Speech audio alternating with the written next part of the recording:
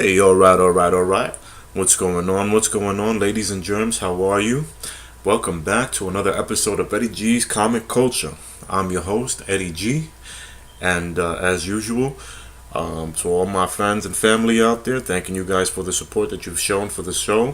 I want to spend, if you guys are just tuning into the show right about now, I want you guys to always know that I always start off my episode sending out a special shout out. And particularly so, first and foremost, the show is still sponsored by the great folks at Black Apparel. Sending a special happy birthday to a good friend and brother of mine, Kevin Seawright. He's once again, the show wouldn't be anywhere without him. Thanking him from the bottom. I'm indebted to him forever for all the contributions that he's made for this program. Thanking him from the bottom of my heart. If you guys have an opportunity, make sure you check out his website at www.blackapparelblk.com. The man's got some great content on there, and if you guys got some money you want to spend on some gear, he's got some awesome merchandise for you guys to check out as well. Also continuing the shout out portion of the program to my friends on Instagram. First and foremost, a Strictly Comedy Vault. He's got some awesome content on his page. He's always keeping it fresh with some facts regarding Funko Pop figures, as well as some interesting comic books that he always has on deck. Great covers as well. He's a young up and coming writer, so make sure you guys check out his page. And once again, Blu-ray Dan, he's a great who's a great influence and inspiration as to why I'm doing this. He's got an awesome Instagram account, but even more so personally, the man's got an awesome YouTube channel as well, where he does a lot of unboxings for 4K Blu-rays, but for movies both old and new. And he's got some pretty insightful reviews as well. So make sure you check out his page, his channel on YouTube also whenever you guys get the chance. And last but not least, a good friend of mine, Dennis Knight, who was just about a week and some change ago, about a week and a half ago, was at New York City Comic Con. He's a writer for Pronto Comics. He's got the Cross Comic out. And I'm going to be doing soon enough, I'm going to be doing a review for his book as well, coming up in the episodes. And thanking you guys once again for all the lovely support. So let's get this show on the road. Well, today I've been posting up on my on the Twitter pages and my Facebook and even on Instagram exactly the future of my episodes. Today's topic, I wanted to discuss two Superman story arcs. First and foremost, it's going to be you probably read them, probably have not. The first one I'm going to discuss is Superman for Tomorrow, written by Brian Azzarello and illustrated by Jim Lee, with inks by Scott Williams. You guys know how I feel about Jim Lee. He's my top artist of all time. And then, of course, Superman Earth 1, which is also written by J. Michael Straczynski and with art by Shane Davis. Very good. This was a very good book, honestly. So let me start off with Superman Earth 1. This is pretty much like another retelling of the Superman origin from the acclaimed writer of J. Michael Straczynski. He's done some stuff from the past, actually, from earlier cartoons such as He-Man, the Masters of the Universe. He's actually done some stuff on the real Ghostbusters as well. This guy's writing credits go back quite a bit. And realistically, what he did was this is one of the few occasions where the story comes out with Superman's origin, and it's actually dabbled with a bit. It's not considered really direct. It's just like a reimagination, I guess you could say. But it doesn't fly so much away from it. If you guys ever read this book, you'll see exactly why. Well, for starters, I would like to say that this is a book, and what's funny to me about this story arc is basically, just to give you guys a show real quick. I hate keeping it like that in the cover. I mean, no lie, I love keeping it in the cover because it keeps it nice and crisp. But I want to be able to show some of the artwork here, and basically, if you guys ever see this book and read, I'm not gonna give you any spoilers just to avoid. Quite a bit of it is actually very influential to the recent Superman, portrayed by Henry Cavill in the Man of Steel film, and a lot of the influence from this book is there, so to speak, to say the least, anyways. And it's like I said, it's a reimagination of what the Superman origin is. Honestly, it details Clark's first arrival into Metropolis and how he's handling life as a I guess you as a his life as a Kryptonian in Metropolis as he leaves Smallville, and basically he's trying to find himself. Excuse me. He knows he has these powers, of course, and he's just trying to basically it's him trying to find his niche in the world where he wants to figure out what he's going to do with himself. He goes to Metropolis, and the book details exactly how he when he arrives, what he does exactly. He starts looking for work because he looks, I believe he actually starts renting. He goes to a hotel and rents a room. So in the process of that, he's also going on job interviews, and he's got a lot of interesting job interviews lined up. Like it really it delves into what he's on. The book delves into what possibilities Clark has considering his powers and abilities before he becomes Superman, and he can be an all-star football player, and one of them is actually a world-renowned. He's actually has the opportunity to join one of the world's most proficient and famous uh, you know scientists out in Metropolis. So it's very it's very it's very character driven in a sense because it helps. It gives you an understanding. It kind of, like I said, it dabbles so much. I don't want to give so much away for spoilers because I don't want to give any spoilers away, honestly. Because if you guys haven't read it, it's not something. It's not something I get off on. I don't want to. You know what I'm saying? It's not some shit that realistically speaking I want guys to. If you guys are gonna read it, I want you guys to read it fresh. So, but it really details exactly the origins of Clark living alone in Metropolis and how he has to adjust with his powers and what possibilities he has and what chances, what choices he makes realistically speaking, and how far it can take him in his life.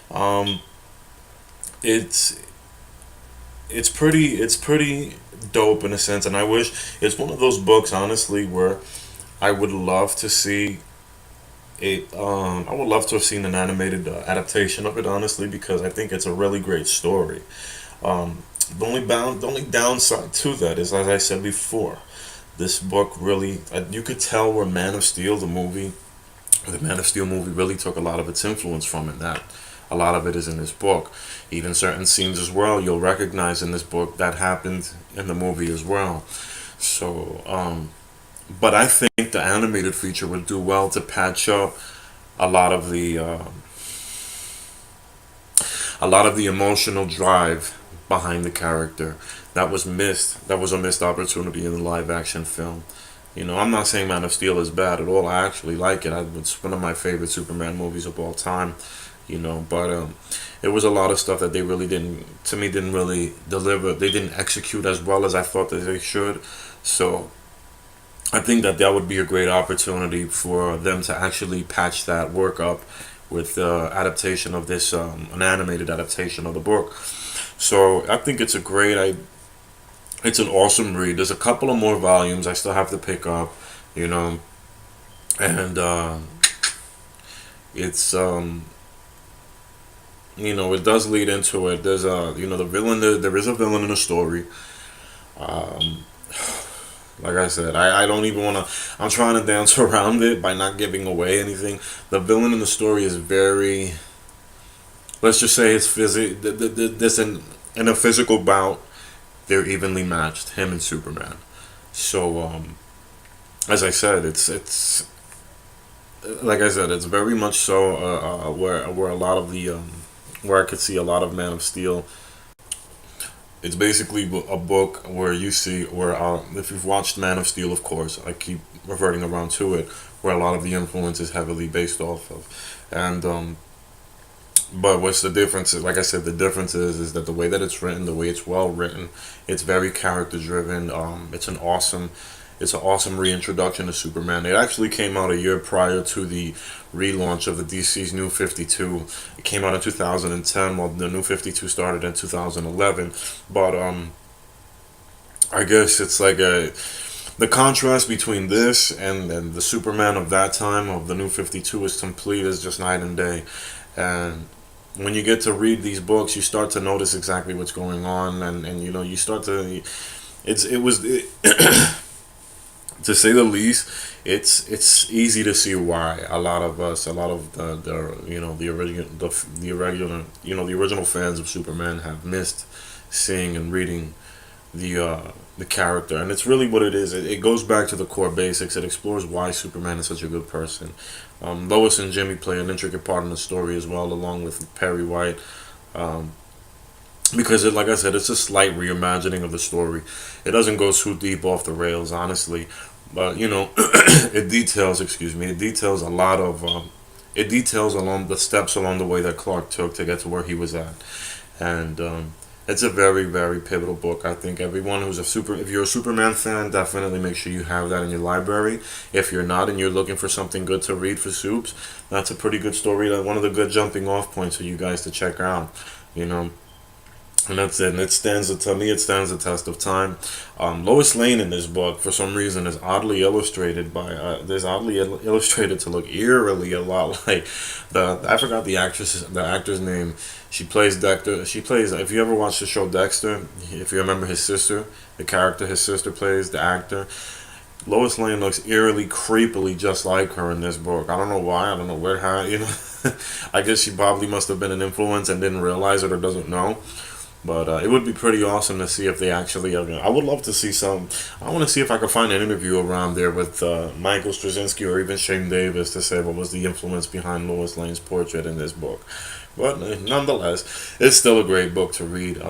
As I said before, guys, make sure you check it out.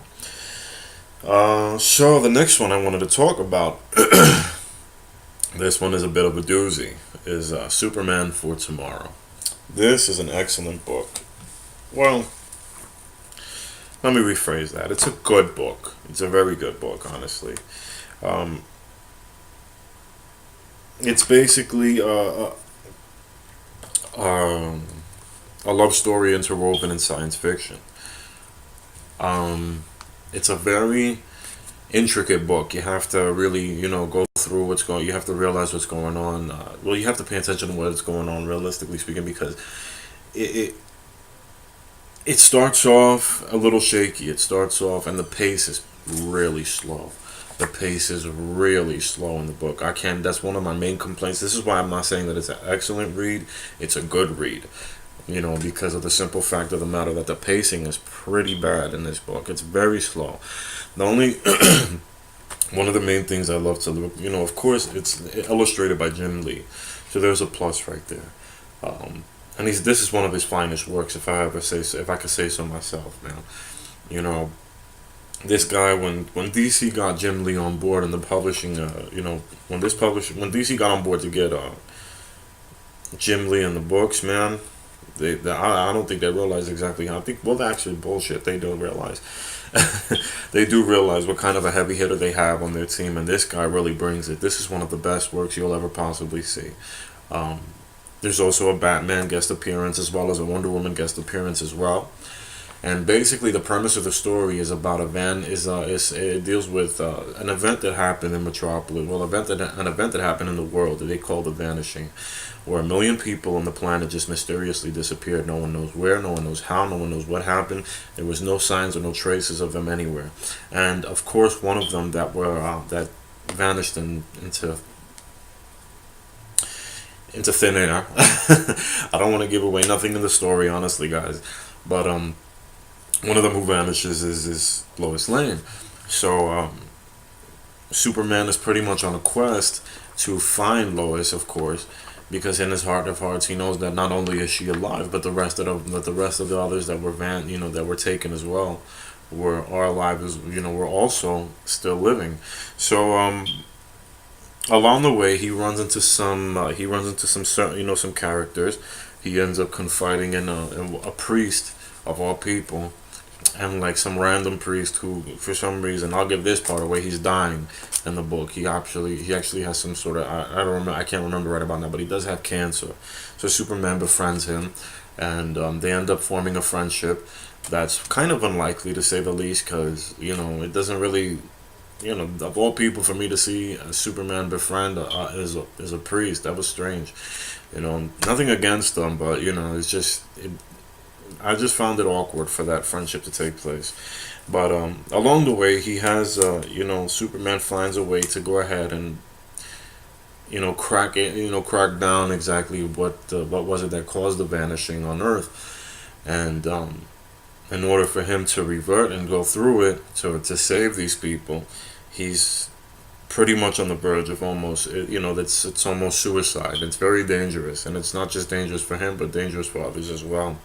So within that process, you see the cameos of Batman and Wonder Woman, and of course, they intervene and so on and so forth. I'm not going to go into it any further than that. So, as I said before, it's a good book, very good. Brian Azzarello, he's actually a very good writer. He was actually one of the best things that ever happened out of the New 52, because his work on Wonder Woman throughout that whole time, his whole work on the Wonder Woman run, was absolutely amazing, astonishing. He really dug deep into the mythology, the Amazonian mythology with her. But when it came down to this book, and like I said before, a lot of my problems with it, realistically speaking, and others that read it as well, and a lot of my friends that have read it as well, found that the pacing was really a serious thing. Like, for some reason, it took for so long a lot of the stuff took forever to develop, and that's pretty crappy, to say the least, because these guys. It's a book. It's at some point you want to see some. At some point you want to see some action. So in that sense, like, it kind of drags along. However, I think that the reason why I think that this book could be translated well into an animated film as well, is because of the fact of the matter, we get to see Superman at his most vulnerable when it comes to Lois. Why he loves Lois so much. What really makes that relationship so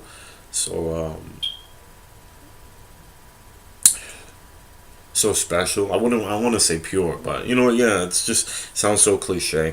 But what really makes the relationship so special for him, and what really makes it tick, and what really drives him for that love, is just unbelievable. So the dialogue between her and him in the book is very touching, to say the least. It definitely tugs on your heartstrings, and even though there is some excellent points of it, some excellent moments, especially. There's a character called Mr. Orr who shows up, and he's a complete jerk. But as I said before, he's one of the highlights of the story. But for the most part, like I said, the only thing that was really killing it was the pacing of the story, because we all get to know we all get to see the main villain and how long it takes. But and to think, when I actually read up on it, when I actually wikied the entire story arc, like, I stored them. This story spanned quite a bit of issues. So, no, to say the least, like, Jesus, I love Jim Lee, but it kind of sucks that he gets some of the crappiest projects in DC sometimes. All-Star Batman. but it was actually a really cool read, to say the least. Like I said, it's a love story and wrapped in science fiction. It's really good, to say that. But the only problem is just the pacing. That's all. So like I said, I think it really could. But other than that, I think it really does translate. It has an opportunity, as long as they can trim the fat from the book, they could really make an interesting animated film for it. And I think it would really do well have get the right marketing team behind it and promo as well, because we need a new Superman animated feature. It's been a while anyway. As of recent, it's been from what I remember, Batman and Harley Quinn was the last one that I find. If I may say so myself, then we got then we have everything so far. Animated DC has been Batman, Gotham by Gaslight. This is the one that's coming up next. We got the rest in peace to Adam West, and but they still have the Batman 1966, the sequel animated movie right now that came up, which I actually am interested in watching because of Two-Face being voiced by William Shatner, and I love William Shatner. If you know me, I'm a huge fan of Star Trek, the original series. But we need some more animated features with other DC characters, man. A lot of these movies are starting to become super centered around Batman, and I'm really getting aggravated about that.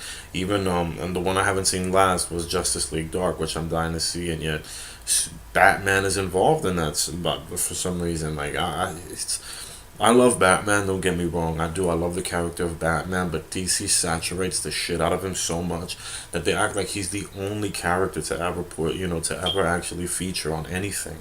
And I think it's time to start putting that to rest.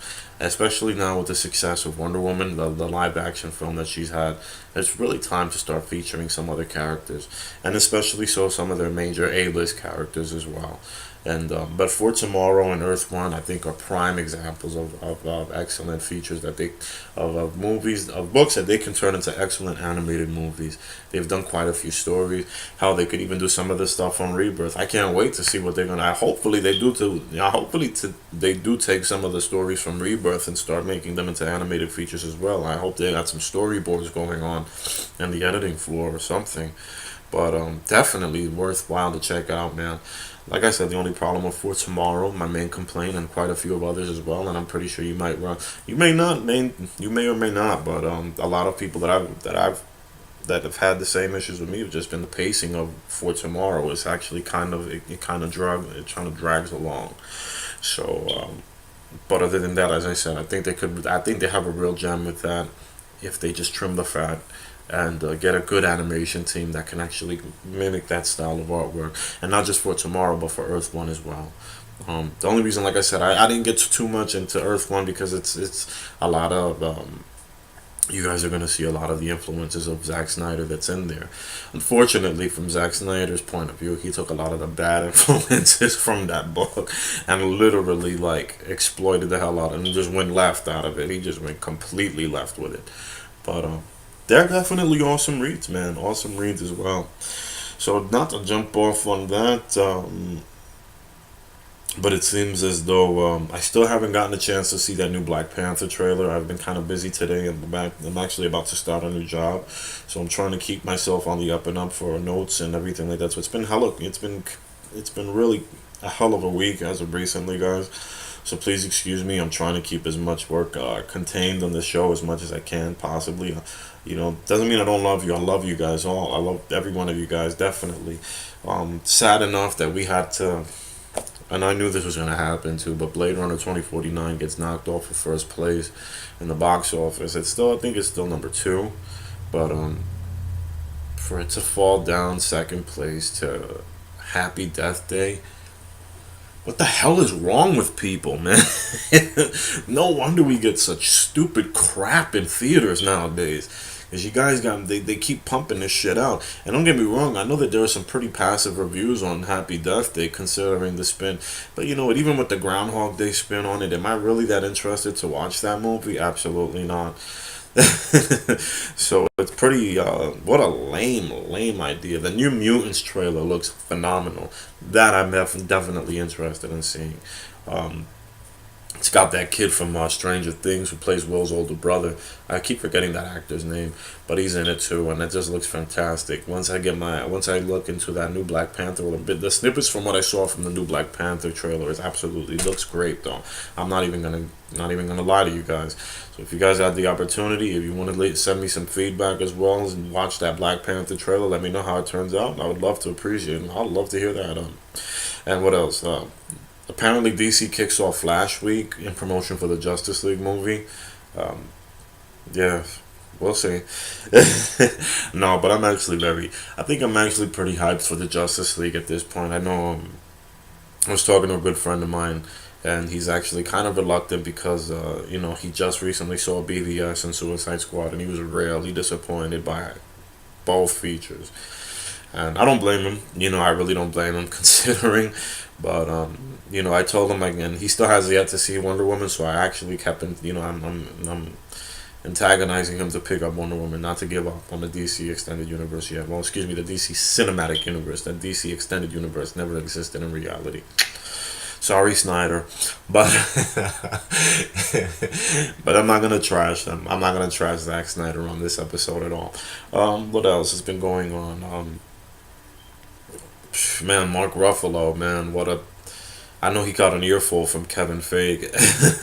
I heard. I don't know if you guys have heard, but apparently, like there was the world premiere for Thor Ragnarok, and Ruffalo ended up having his phone on and with the camera still recording, and it got like the first 15 minutes of Thor Ragnarok. That's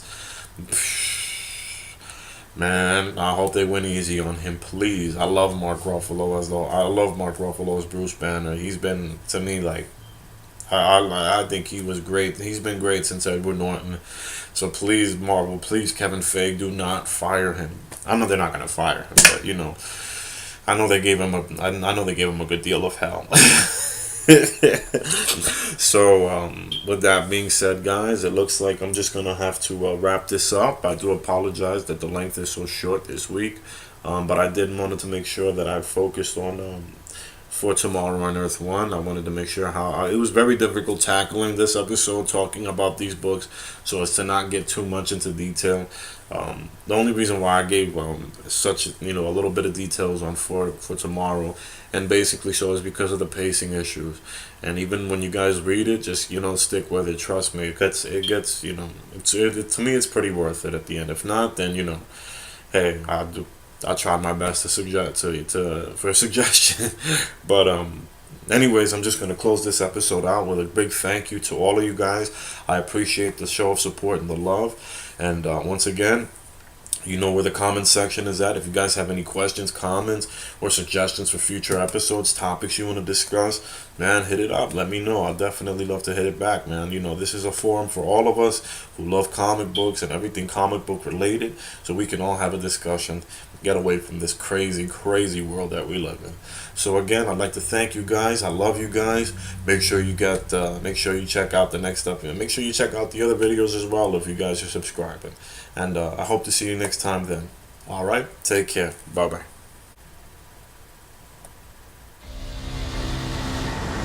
I have seen gods fly. I've seen men build weapons that I couldn't even imagine. I've seen aliens drop from the sky. Yeah. But I have never seen anything like this. How much more are you hiding? Hold up. Let's go.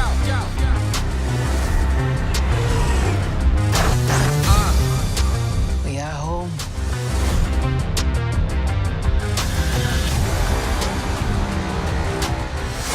My son, it is your time. Show me my respect and bow down. You get to decide what kind of king you are going to be. Don't freeze. I never freeze.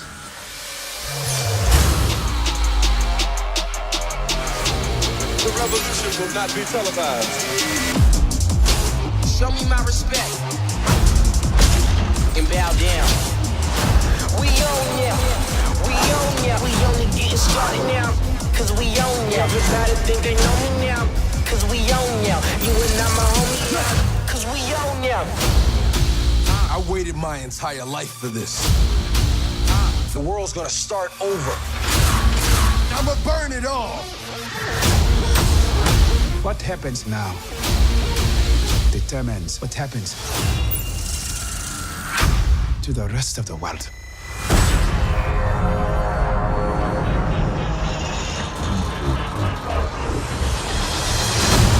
You will not be able to stay home, brother. You will not be able to plug in, turn on, and cop out. Wakanda forever! The revolution will not be televised. Let's have some fun.